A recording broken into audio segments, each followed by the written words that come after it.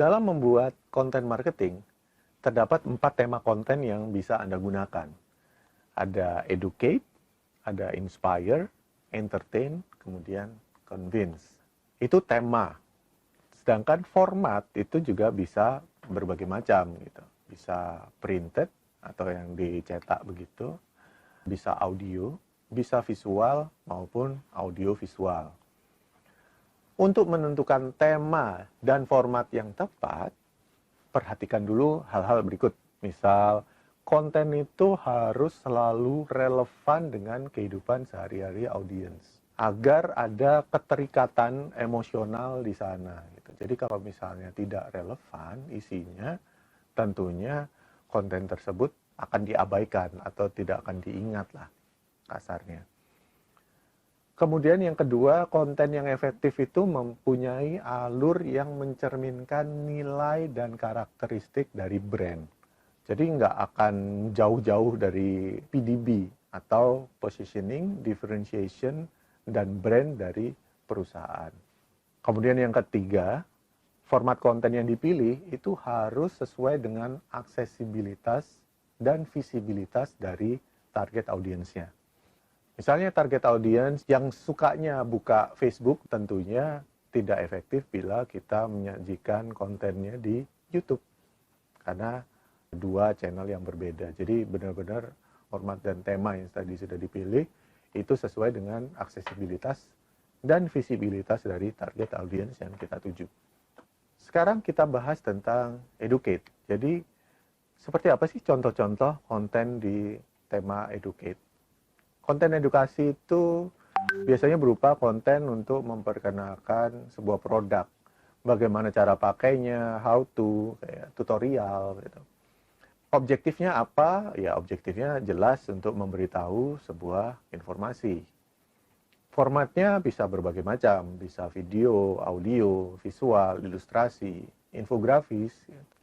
Dan konten edukasi itu biasanya menambah informasi yang relevan dengan target audiens. Ada fakta di sana, ada numbers, ada angka-angka, ada referensi, dan data-data yang valid. Contohnya bisa seperti yang dilakukan oleh kreatif. Jadi si kreatif ini bikin tips melukis dengan cat guah. Formatnya adalah semacam infografis. Di awal itu diceritakan cat guah itu apa sih? Gitu. Ada penjelasannya, kemudian ada tipsnya, cara menggunakannya, kemudian ada sifat-sifat yang harus kamu ingat saat melukis dan sebagainya. Itu konten yang dengan tema educate. Untuk konten dengan tema convince, contoh-contohnya biasanya menampilkan fitur-fitur dari produk tersebut, atau advantage, keuntungan-keuntungannya, atau benefit-benefit dari memakai produk tersebut. Kemudian biasanya juga bisa menampilkan apa yang membuat beda dengan kompetitor, gitu, differentiation-nya apa. Jadi meyakinkan bahwa fitur-fitur atau keuntungan yang ada pada produk tersebut bisa membantu menyelesaikan permasalahan yang dihadapi oleh calon customer kita atau target audience kita. Contohnya bisa kayak Yuja Niacin ini, dia adalah brightening moisture gel cream yang mengandung 90% Gohyung, saya nggak tahu ini bacanya gimana, Gohyung Yuja extract mungkin.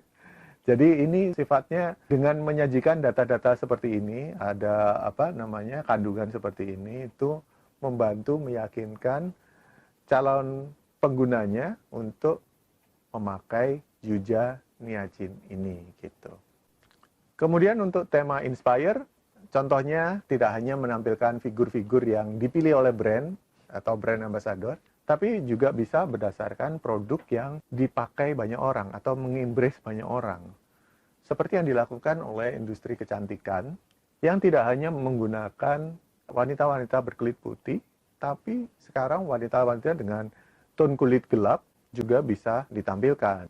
Dengan cerita-cerita yang inspiratif atau figur-figur yang inspiratif, tentunya dibalut dengan storytelling yang juga inspiratif, maka konten yang sifatnya inspire diharapkan mampu menginspirasi banyak orang. seperti yang dilakukan oleh BLP Beauty yang menampilkan wanita-wanita dengan tone kulit yang berbeda-beda. Kemudian konten dengan tema entertain. Konten entertain fungsinya adalah menghibur dengan menyajikan cerita, storytelling, video, ilustrasi, atau bahkan animasi. Konten entertain itu mengembrace brand. Jadi value-value yang dimiliki oleh brand harus ada dan tertuang di dalam inti pesan dari cerita konten tersebut. Contohnya seperti iklan Sasa yang bekerja sama dengan Harusel. Dalam format animasi, tentunya konten ini sifatnya menghibur gitu. Namun ada value-value yang dimiliki oleh brand Sasa yang menyajikan hidangan-hidangan Indonesia dari Sabang sampai Merauke dengan ciri khas masing-masing. Itu adalah value yang dimiliki oleh brand Sasa, dibalut dengan animasi yang dilakukan oleh Harusel. Demikian contoh-contoh dari masing-masing tema konten marketing.